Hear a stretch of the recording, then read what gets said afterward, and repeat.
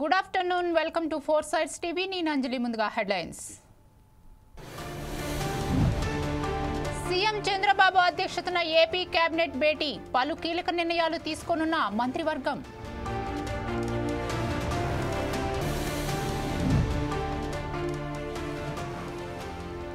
అమరావతిలో కేంద్ర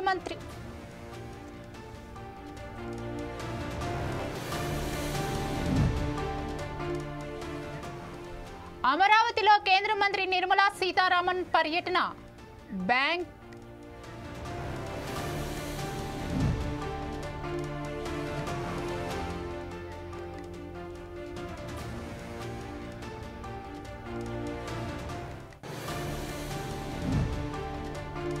అనకాపల్లి జిల్లాలో ప్రైవేట్ ల్యాబ్ సీజ్ చేసిన అధికారులు ఏపీ హోంమంత్రి కక్ష కట్టారన్న బాధితురాలు.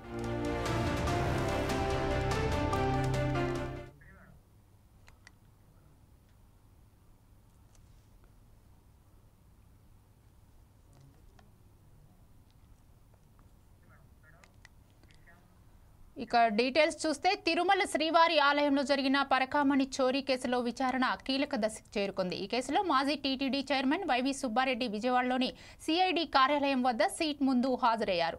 ఈ విచారణను స్వయంగా CID chief Ravishankar Ayyanar పర్యవేక్షిస్తున్నారు. High court ఆదేశాల మేరకు ఈ కేసు దర్యాప్తు చేస్తున్న సిఐడి డిసెంబర్ 2వ తేదీలోగా పూర్తి నివేదికను న్యాయస్థానానికి సమర్పించాల్సి ఉంది. ఈ నేపథ్యంలో విచారణకు వేగవంతం చేశారు.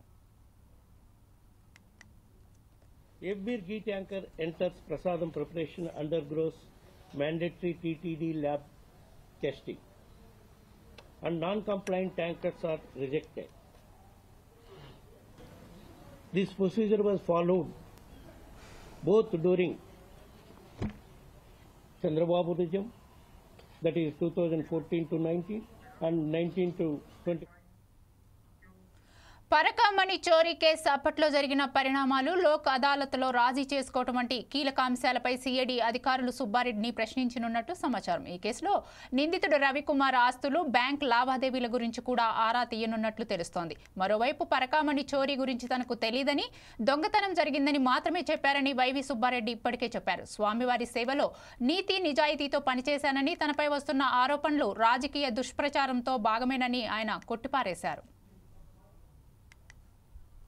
4 questioned tankers that arrived in June-July 2024 under the same Chandrababu Naidu government, presently also, were again used in 2024 August after being supplied under different suppliers' name. It was stated in SIT inquiry in the remand report. It has stated that copy. AP సచివాలయంలో ఇవాళ రాష్ట్ర మంత్రివర్గ సమావేశం జరగనుంది. ముఖ్యమంత్రి చంద్రబాబు అధ్యక్షతన జరగనున్న ఈ సమావేశంలో కీలక నిర్ణయాలు తీసుకునే అవకాశం ఉంది. మధ్యాహ్నం 3 గంటలకు మంత్రివర్గ సమావేశం ప్రారంభం కానుంది. రాష్ట్రంలో 3 నూతన జిల్లాలు, 5 రెవెన్యూ డివిజన్ల ఏర్పాటుపై కేబినెట్లో చర్చ జరగనుంది. మదనపల్లి, మార్కాపురం, పోలవరం జిల్లాలు 5 రెవెన్యూ డివిజన్ల ఏర్పాటుకు ఇప్పటికే సిఫారసు చేసింది మంత్రివర్గ ఉపసంఘం. ఈ నేపథ్యంలో ఆ సిఫారసులను యథాతథంగా కేబినెట్ ఆమోదించనుంది. రాష్ట్రంలో వివిధ సంస్థల పెట్టుబడులు ఏర్పాటుకు కేబినెట్లో ఆమోదముద్ర వేయనుంది. ఈ సమావేశంలో ప్రధానంగా రాష్ట్రంలో భూ కేటాయింపులపై చర్చించే అవకాశమూ ఉంది. వివిధ పారిశ్రామిక సంస్థలు పెట్టుబడులు పెట్టేందుకు ముందుకు వస్తుండటంతో వారికి విశాఖపట్నంతో పాటు ఇతర ప్రాంతాల్లో భూముల కేటాయింపుపై చర్చించి నిర్ణయించనున్నారు. దీంతో పాటు సంక్షేమ కార్యక్రమాల అమలుతో పాటు రహదారుల అభివృద్ధితో పాటు వివిధ కార్యక్రమాలతో చంద్రబాబు నాయుడు మంత్రులతో చర్చించి నిర్ణయం తీసుకునే అవకాశం ఉంది.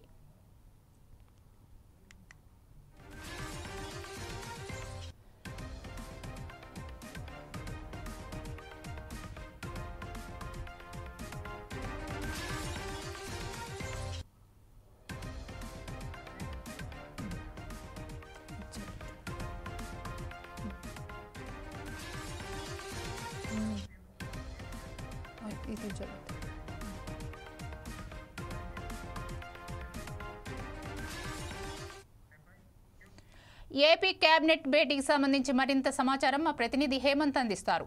హేమంత్, చెప్పండి. అంజలి, ఏదైతే ఏపీ కేబినెట్ సమావేశం మరి కాసేపట్లో ప్రారంభం కానుంది. మధ్యాహ్నం 3 గంటలకు చంద్రబాబు నాయుడు సీఎం చంద్రబాబు నాయుడు అధ్యక్షతన జరుగుతున్న ఈ సమావేశంలో పలు కీలక నిర్ణయాలు అయితే తీసుకొని ఉన్నారు.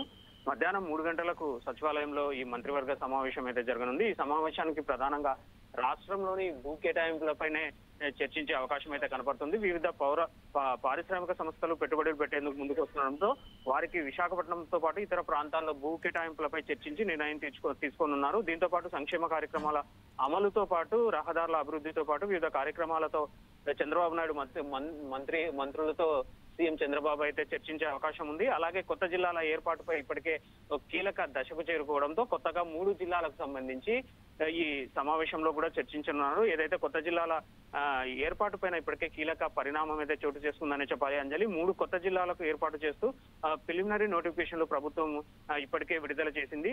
మదనపల్లి, మార్కాపురంతో పాటు రంపచోడవరం కేంద్రంగా మొత్తం మీద పోలవరం జిల్లా కూడా ఏర్పాటు చేస్తూ ప్రభుత్వం నిర్ణయం తీసుకున్నారు. ఇప్పటికే కొత్త జిల్లాలతో పాటు 5 రెవెన్యూ డివిజన్ల ఏర్పాటు చేస్తూ ప్రభుత్వం నోటిఫికేషన్లు కూడా ఇప్పటికే విడుదల చేయడం జరిగింది. ఏదైతే నంద్యాల జిల్లాలోని బనాన్పల్లె, శ్రీ సత్యసాయి జిల్లాలోని మడకశిర, అనకాపల్లి జిల్లాలోని నక్కపల్లి, మదనపల్లి జిల్లాలోని పీలేరు, ప్రకాశం జిల్లాలోని అద్దంకి రెవెన్యూ డివిజన్లను మొత్తం మీద అయితే ఏర్పాటు చేస్తూ ఇప్పటికే ఈ నోటిఫికేషన్లు అయితే జారీ చేయడం జరిగింది. దీనికి సంబంధించి అభ్యంతరాలు ఏమైనా ఉంటే 30 రోజుల్లో కలెక్టర్ అంటే సంబంధిత జిల్లాలకు సంబంధించిన ఎవరైతే నియోజకవర్గానికి సంబంధించిన ప్రజలు ఎవరైనా ఉంటే కూడా కలెక్టర్ కు లిఖితపూర్వకంగా ఏదైనా ఉంటే అభ్యంతరాలు ఉంటే తెలపాలని పేర్కొంది. ఈ మేరకు ఇప్పటికే దీనికి సంబంధించి ఇప్పటికే ప్రత్యేక కార్యదర్శి, రెవెన్యూ శాఖ ప్రత్యేక కార్యదర్శి ఎవరైతే సాయి ప్రసాద్ ఉన్నారో దీనికి ఒక జీవో లాగా జారీ చేయడం జరిగింది. దీనికి సంబంధించి ఏదైనా ఫిర్యాదులు ఉన్నా కూడా కలెక్టర్ కి విన్నవిస్తే దీనిపైన తదుపరి చర్యలు అయితే తీసుకుంటామని చెప్తున్నారు. ఎందుకంటే 30 రోజుల కాల సమయం ఉంటుంది. ఏమైనా అభ్యంతరాలు ఉంటే దానిపైన లిఖితపూర్వకంగా ఒక లెటర్ ఇస్తే సరిపోతుంది అన్నట్లుగా చెప్తున్నారు. అలాగే కొత్త జిల్లాలకు సంబంధించి ఏదైతే మొత్తం మీద ఈ నోటిఫికేషన్ విడుదలైన తర్వాత సమయం అయితే 1 రోజుల సమయం ఉంటుందని చెప్తున్నారు. ఓవరాల్ గా చూస్తే ఈ సమావేశంలో మొత్తం మీద ఈ భూ కేటాయింపులు ఏదైతే కేబినెట్ సమావేశంలో ముఖ్యంగా భూముల కేటాయింపులపైనే ప్రత్యేకంగా దృష్టి పెట్టనున్నారు. ఎందుకంటే పారిశ్రామిక సంస్థలు ఇటీవల కాలంలో అమరావతికి రావడానికి కొంత ఆసక్తి చూపుతున్నాం. అలాగే సీఎం చంద్రబాబు, నారా లోకేష్ విదేశాలకు వెళ్లి మరి ఈ పెట్టుబడుల కోసం వారు వెళ్లడం జరుగుతోంది. ఇక్కడికి అంటే విదేశీ సంస్థలతో పాటు కేంద్రంలో ఏదైతే కేంద్రంతో పాటు రాష్ట్రంలో ఈ పెట్టుబడులు ఏవైతే అవసరం అవుతాయో దానికి సంబంధించి కేంద్రం నుంచి కూడా ఇప్పటికే సహాయ సహకారాలు తీసుకుంటున్నారు. దీంతో ఇప్పటికీ ప్రధానంగా ఎక్కడైతే ఈ అమరావతి చుట్టుపక్కల విదేశీ సంస్థలు కానీ కేంద్రం నుంచి కానీ ఏమైనా సమస్యలు వస్తే మాత్రం ఇక్కడ పరిశ్రమలు ఏర్పాటు చేసేందుకు అనువుగా ఉందని చెప్తూనే ఇక్కడ పెట్టుబడులు పెట్టిస్తే చుట్టుపక్కల అమరావతితో పాటు చుట్టుపక్కల అభివృద్ధి చెందుతుందన్న ఉద్దేశంతోనే ఇప్పటికే సీఎం చంద్రబాబు ఒక ప్రణాళిక రూపొందించి దానికి అనుగుణంగా ముందుకు వెళ్తున్నారు. ఏదైతే పారిశ్రామిక సంస్థలు ముఖ్యంగా పెట్టుబడులు పెట్టేందుకే మొత్తం మీద విశాఖపట్నం ఇటు అమరావతిలో ప్రత్యేకంగా ఫోకస్ చేయడం జరుగుతోంది. దీనిపైనే ప్రత్యేకంగా దృష్టి పెట్టడం జరిగింది. ఓవరాల్ గా చూస్తే ఈ రోజు కేబినెట్ సమావేశంలో ఈ భూ కేటాయింపులపైనే ప్రత్యేకంగా ఫోకస్ చేయనున్నారు. అలాగే రహదారుల అభివృద్ధి కూడా అంటే ఇటు గడిచిన ఏదైతే వైసీపీ ప్రభుత్వంలో జరిగినటువంటి ఈ రోడ్ల నిర్లక్ష్యం అంటే రోడ్లు వేయకపోవడం, రహదారులను పట్టించుకోకపోవడంపై కూడా ఇప్పుడు చంద్రబాబు నాయుడు ప్రత్యేకంగా ఫోకస్ పెట్టారు. రాష్ట్ర వ్యాప్తంగా ఎక్కడ మేజర్ గా రహదారులు కానీ గ్రామీణ స్థాయి నుంచి నియోజకవర్గం, జిల్లా స్థాయి వరకు ఎక్కడైతే ఈ రోడ్లు బాగులేవంటూ ఇప్పటికే ప్రజల నుంచి కొంత వ్యతిరేకత రావడంతో దీనిపైన ప్రత్యేకంగా ఫోకస్ పెట్టారు. ఈ రోడ్ల పైన కూడా అంటే రహదారుల అభివృద్ధి చెందితే కూడా కొంత అభివృద్ధి చెందుతుందన్న ఉద్దేశంతో ఇప్పటికే చంద్రబాబు నాయుడు మంత్రులతో చర్చించి ఈ రోజు ఈ కేబినెట్ సమావేశంలో నిర్ణయం తీసుకునే అవకాశం కనబడుతుంది. అంజలి, థ్యాంక్ యూ హేమంత్.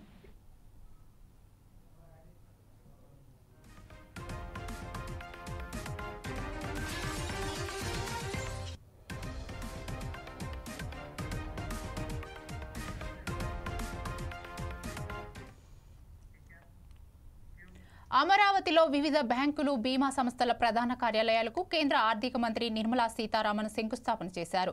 రాజధాని అమరావతిలో బ్యాంకు భవనాలకు శంకుస్థాపన చేశారు. ఇప్పటికే పలు బ్యాంకులకు సిఆర్డీఏ భూ కేటాయింపులు చేసింది. ఈ సందర్భంగా సిఆర్డీఏ ప్రధాన కార్యాలయం వద్ద నిర్వహించిన సభకు నిర్మలా సీతారామన్ హాజరయ్యారు. ఈ కార్యక్రమంలో CM Chandrababu, deputy CM Pawan కళ్యాణ్తో సహా పలువురు నేతలు హాజరయ్యారు.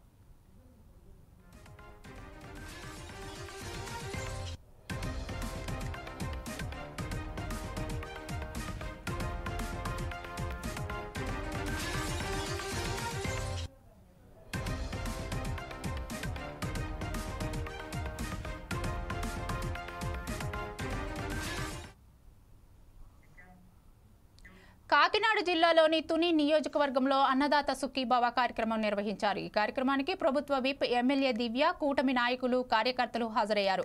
అనంతరం ఇంటింటికి వెళ్లి రైతులను కలిసి అన్నదాత సుఖీభవ నిధుల గురించి ఎమ్మెల్యే అడిగి తెలుసుకున్నారు.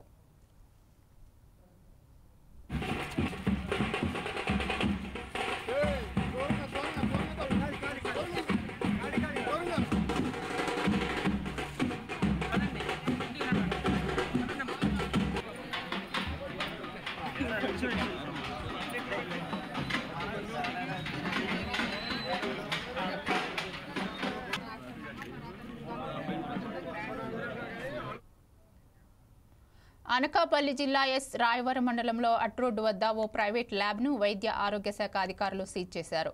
అనకాపల్లి జిల్లాలో చాలా ల్యాబ్లు నిబంధనలకు విరుద్ధంగా నడుపుతున్నారని జ్యోతి ల్యాబ్ నిర్వాహకురాలు దాట్ల ఉమాదేవి ఆరోపించారు. సక్రమంగా అన్ని అనుమతులతో రన్ చేస్తున్న తమ ల్యాబ్ను మాత్రమే సీజ్ చేయడంపై తీవ్ర అభ్యంతరం తెలిపారు.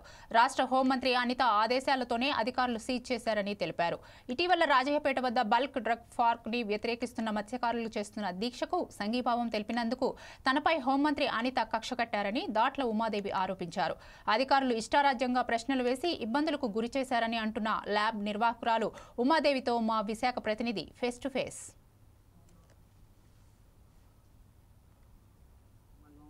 పరిధిలో జ్యోతి ల్యాబ్ని అయితే కనుక ఈరోజు అధికారులు మూకమ్మిడిగా దాడులు నిర్వహించి సీజ్ చేసిన పరిస్థితి ఉంది.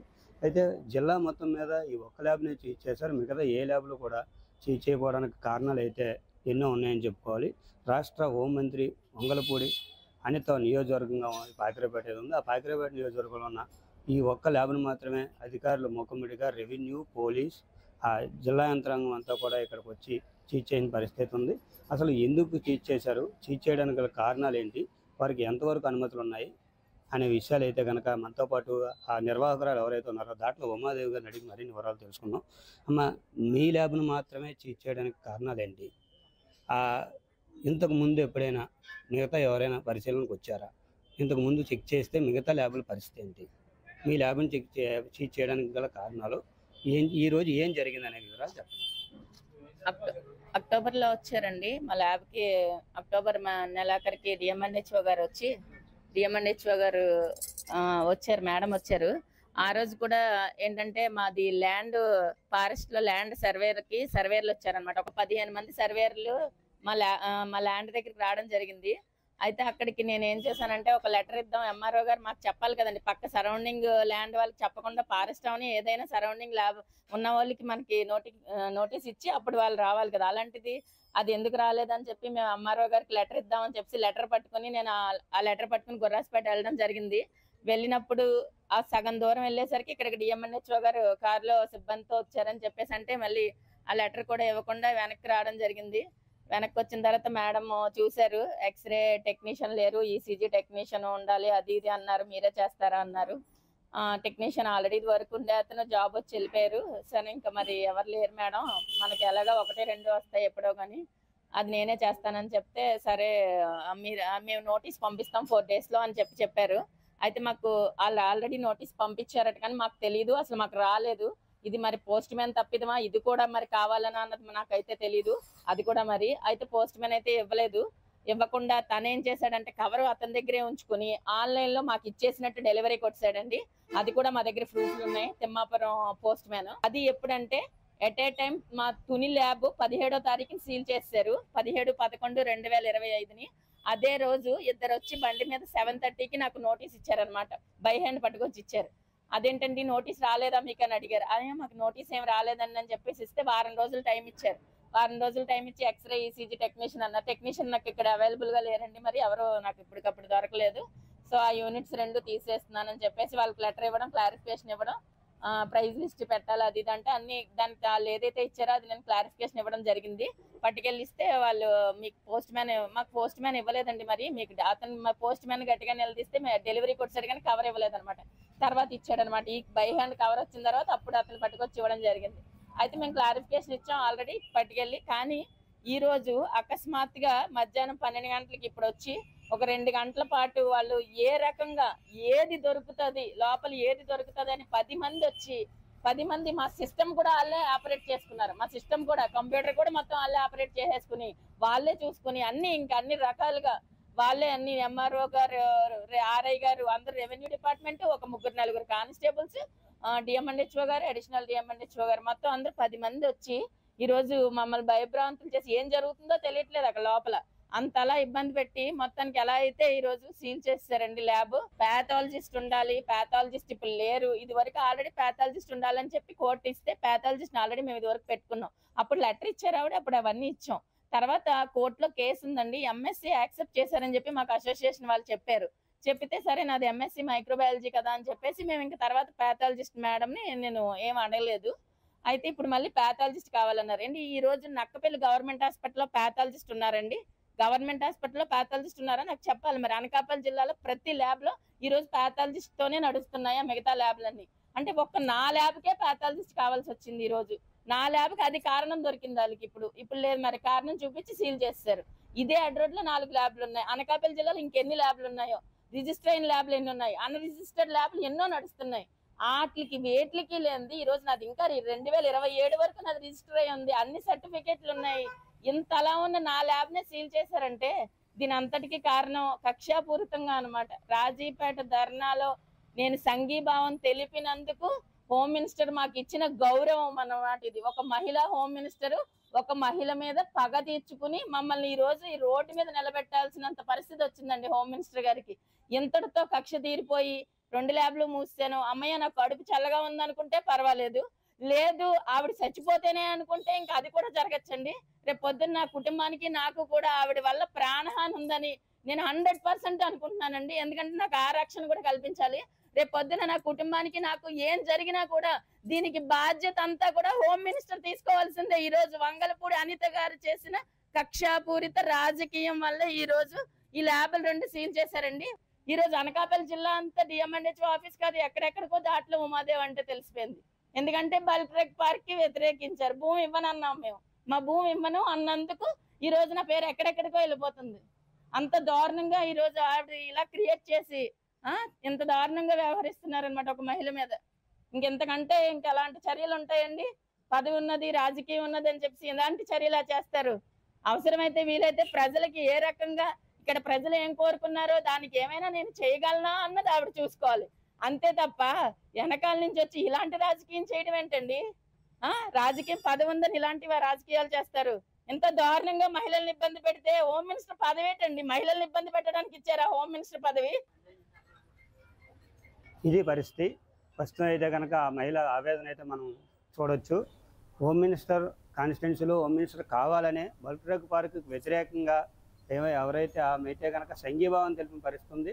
అక్కడ సంఘీభావం తెలపడంతో మహిళలంతా కూడా అక్కడంతా కూడా ఎక్కువగా ఆ నిరసన తెలియజేస్తున్నారనే ఉద్దేశంతో ఆమెను ఎలాగైనా సరే ఆ కక్షపూరితంగా ఆవిడకి ఏమున్నాయో ఏంటి పరిస్థితి అనే విషయం మీద అయితే ఆ హోమ్ మినిస్టర్ అయితే ప్రత్యేకంగా దృష్టి పెట్టారని చెప్పేసి ఆ మహిళ చెప్తున్న పరిస్థితి. అలాగే బల్ట్రెక్కి దీంతో చేయడంతో ఆ భూమి ఇవ్వనని చెప్పడం అయితే ఆమె జరిగింది. ఎందుకంటే బల్ట్రెక్ పార్క్ వల్ల ఆ విషవాయువులు వెదజల్లుతాయి, దానివల్ల నా భూమి ఇచ్చే పరిస్థితి లేదని చెప్పేసి ఆమె అయితే వ్యతిరేకించడం జరిగింది. ఆ వ్యతిరేకించినందుకు గాను ఆ భూమిపై కూడా అటు ఫారెస్ట్ అధికారులు ఇటేమో రెవెన్యూ అధికారులు కూడా పూర్తి స్థాయిలో ఆ విచారణ చేపట్టడం జరుగుతుంది. ఆమె సొంత భూమి కావడంతో ఆ భూమికి అయితే ఎటువంటి ఇబ్బంది లేకపోయినప్పటికీ ఇక్కడైతే కనుక ల్యాబ్ని చిన్న ప్యాథాలజిస్ట్ లేరు అనే ఒకే ఒక కారణంతో ఆమె ఎంఎస్సీ చదువుకుని ఆమె సరిపోతుంది ఆ ల్యాబ్ అనే ఉద్దేశంతో ప్యాథాలజీని పెట్టుకోకపోవడం వల్ల ఆ కారణంతోనే ఈరోజైతే ఆ ల్యాబ్ సీజ్ చేసిన పరిస్థితి ఉంది.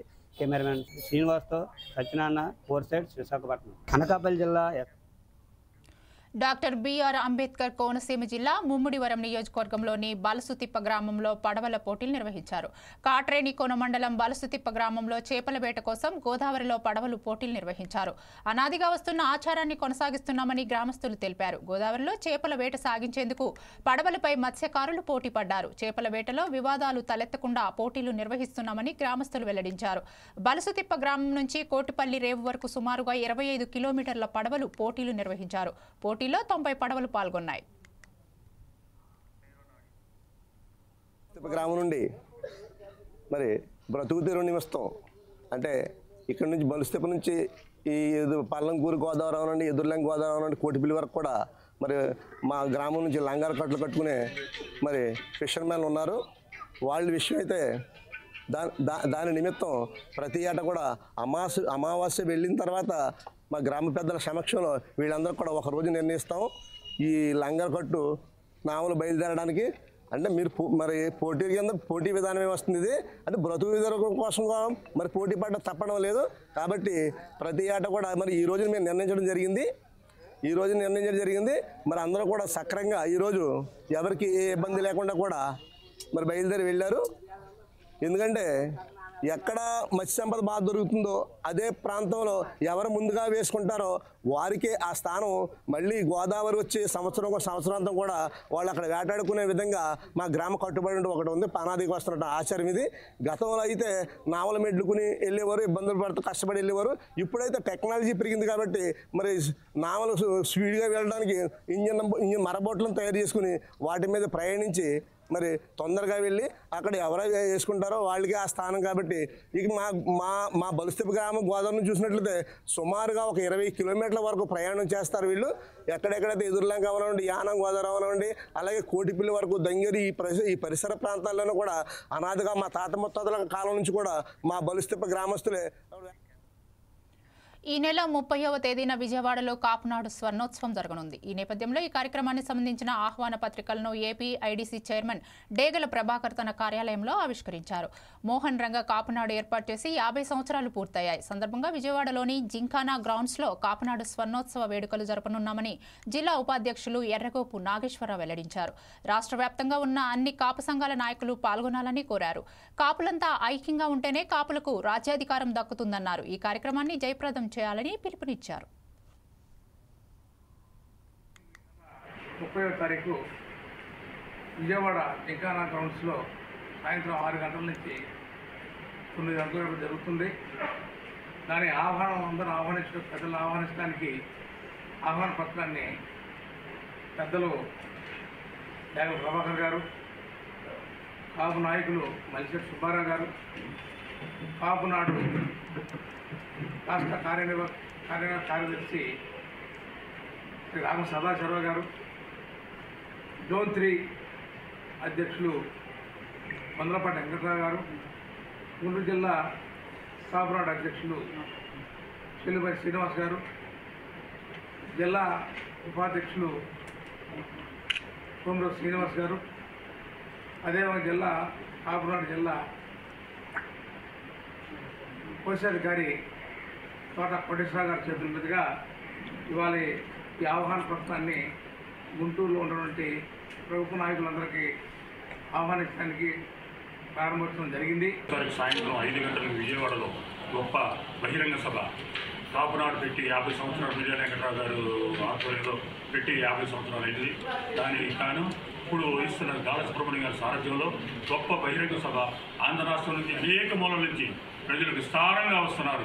బస్సులు, లారీలు, రైళ్లలో, కార్లు అనేక రకాలుగా వాడు వస్తూ ఉన్నారు. ఆ సభ జయప్రదం జరగాలని ఇక్కడున్న అనేక మంది పెద్దలు దీనికి సహకరిస్తూ ఉన్నారు. ముఖ్యంగా ఇక్కడున్న చంద్రశెట్టి చక్రపాణి గారు, రిటైర్డ్ ఎస్పీ గారు, అలాగే మల్లిశెట్టి సుబ్బారావు గారు, డేగల ప్రభాకర్ గారు, అలాగే ఎర్రగోపు నాగేశ్వరరావు గారు, రాగం సదాశివరావు గారు, చెల్లుపల్లి శ్రీనివాసు గారు, కోటేశ్వరరావు గారు, అందరి సారథ్యంలో ఇంకా అనేక మంది పెద్దల సంకల్పంతో జరుగుతూ ఉన్నది. ఎవరు ఏది వెనకాడకుండా ఎంతో వేలల్లో జనాభా బయలుదేరడానికి సిద్ధంగా ఉన్నారు. వాళ్ళకి కావాల్సిన అరేంజ్మెంట్స్ అన్నీ కూడా బస్సుల్లో, గుంటూరు టౌన్లో అన్ని పేటల్లో బస్సుల్లో బయలుదేరుతూ ఉన్నారు. బస్సుల్లో బయలుదేరుతున్నారు, కారులో బయలుదేరుతున్నారు. ఆ కార్యక్రమంతో రీసెంట్గా 1 మంత్ నాడు జాయినింగ్ అవ్వడం జరిగింది మన పెద్దల సమక్షంలో. అలాగే మన పెద్దలు వారి ద్వారా ఇవాళ మనం జరగబోయే 50 సంవత్సరాల ఉన్నటువంటి బ్రోషర్ రిలీజ్ చేయడం అనేది, పాంప్లెట్ రిలీజ్ చేయడం జరిగింది. ఇది మన పెద్దల ద్వారా రిలీజ్ చేయడం జరిగింది. అలాగే గుంటూరు నుంచి అందరం కూడా రేపు 30వ తారీఖున ఆదివారం రోజున ఎక్కడెక్కడ బస్సులు పెట్టడం జరిగింది. ఆ బస్సులు అందరం కూడా ఎక్కి ఫుల్గా వెళ్ళి చేసి ప్రతి ఒక్కరు కూడా వెళ్ళి జయప్రదం చేయవలసిందిగా కోరుకుంటున్నాము. అలాగే మాకున్నటువంటి గుంటూరులో ఉన్నటువంటి కాపునాడు బలోపేతం కోసం నా వంతుగా నేను కొత్తగా వచ్చున్నాను. చాలా బలోపేతం చేస్తామండి, చాలా బలంగా కూడా ఉంటుంది. పల్నాడు జిల్లా చిలకలూరుపేట మండలం లింగంగుట్ల ప్రాథమిక పాఠశాలను జిల్లా విద్యాశాఖ అధికారిని చంద్రకళ ఆకస్మికంగా తనిఖీ చేశారు. ఈ సందర్భంగా ఆమె ముందుగా పాఠశాలలోని హాజరు రికార్డులను క్షుణ్ణంగా పరిశీలించారు. అనంతరం పాఠశాల ప్రాంగణమంతా కలియ తిరుగుతూ పరిసరాల పరిశుభ్రతను పర్యవేక్షించారు. విద్యార్థులతో నేరుగా మాట్లాడి వారి విద్యా ప్రమాణాలను అంచనా వేసేందుకు పలు రకాల ప్రశ్నలు అడిగారు. విద్యార్థులు ప్రతిస్పందనపై సంతృప్తి వ్యక్తం చేసిన డీఈఓ చంద్రకళ అనంతరం ఉపాధ్యాయులతో మాట్లాడారు. విద్యార్థులకు నాణ్యమైన విద్యను అందించాలని సూచించారు. క్వాలిటీ విద్యను అందించడంలో నిర్లక్ష్యం వహిస్తే సంబంధిత ఉపాధ్యాయులపై శాఖాపరమైన చర్యలు తప్పవని ఆమె హెచ్చరించారు. అంతేకాకుండా మధ్యాహ్న భోజన పథక విషయంలో ఏమాత్రం నిర్లక్ష్యం చూపించినా సహించేది లేదని డీఈఓ చంద్రకళ స్పష్టం చేశారు.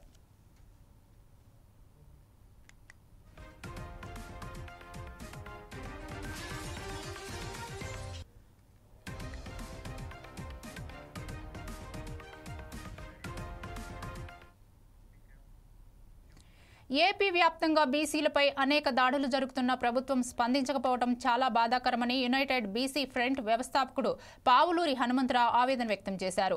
ఏపీ బీసీ పెన్షనర్స్ జేఏసీ ఆధ్వర్యంలో సమావేశం జరిగింది. ఈ సందర్భంగా ఇటీవల టీటీడీ పరికామణి కేసులో ముఖ్య సాక్షిగా ఉన్న టీటీడీ మాజీ ఏవీఎస్ఓ మృతిపై ఆందోళన వ్యక్తం చేశారు.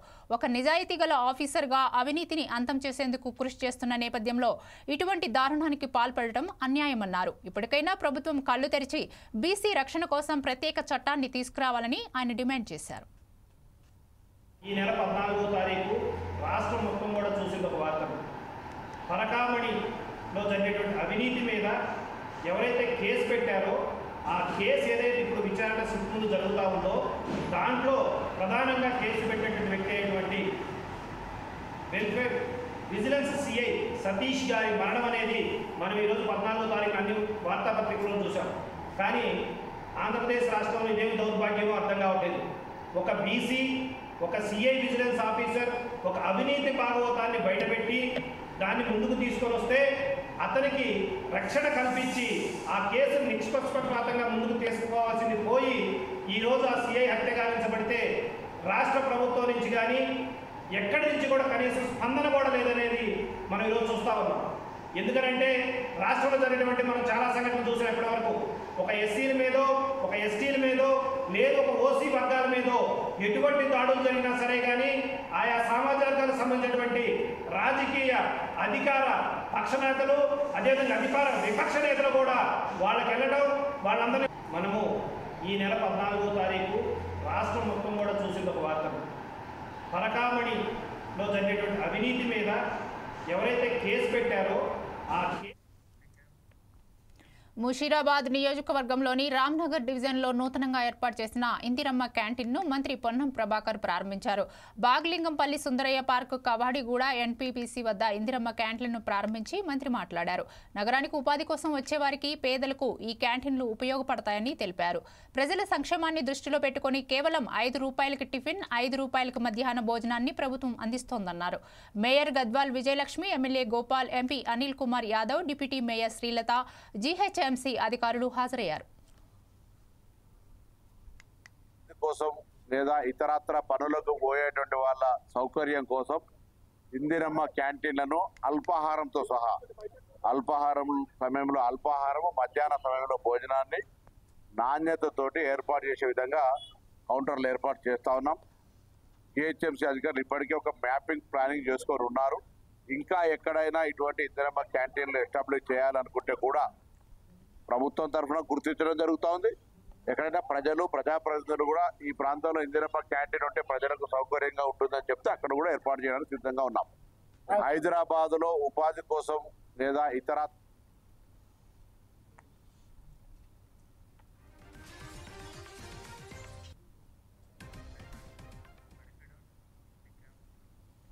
శ్రీలంకలోని పలు ప్రాంతాలు గత కొన్ని రోజులుగా భారీ వర్షాలు కురుస్తున్నాయి. దిత్వా తుఫాన్ కారణంగా ఆకస్మిక వరదలు, కొండ చర్యలు విరిగిపడడంతో 56 మంది మరణించినట్లు శ్రీలంక ప్రభుత్వం విపత్తు నిర్వహణ కేంద్రం అధికారులు వెల్లడించారు. మరో 21 మంది గల్లంతైనట్లు తెలిపారు. వరద దాటికి 600 కిలోమీటర్లు పైగా ఇళ్లు, పాఠశాలలు దెబ్బతిన్నాయి.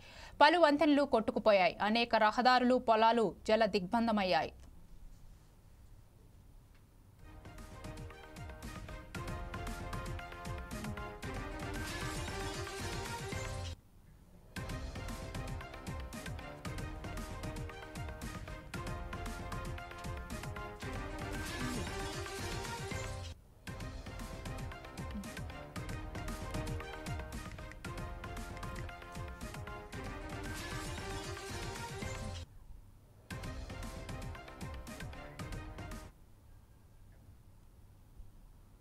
ఇక బులెటిన్ ముగించే ముందు హెడ్లైన్స్ మరోసారి.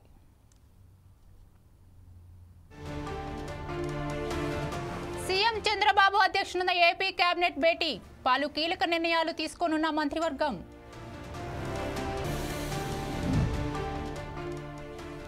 అమరావతిలో కేంద్ర మంత్రి నిర్మలా సీతారామన్ పర్యటన, బ్యాంక్, బీమా సంస్థల కార్యాలయ భవనాలకు శంకుస్థాపన.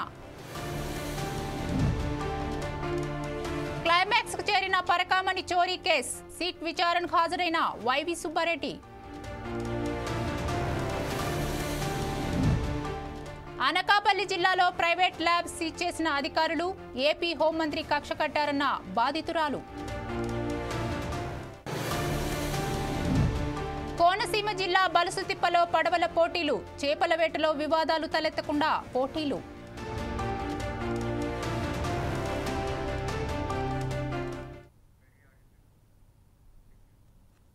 ఇవి updates. Keep watching 4 Sides TV.